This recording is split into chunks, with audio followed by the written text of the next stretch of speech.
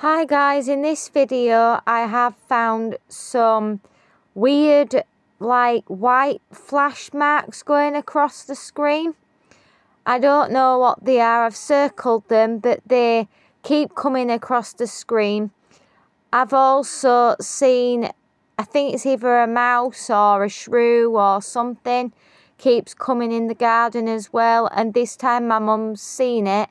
I do try to turn the camera a bit so you can actually see it as well, different things that come across. It's not rain or out like that. It's definitely something, but what it is, please tell me in the comments.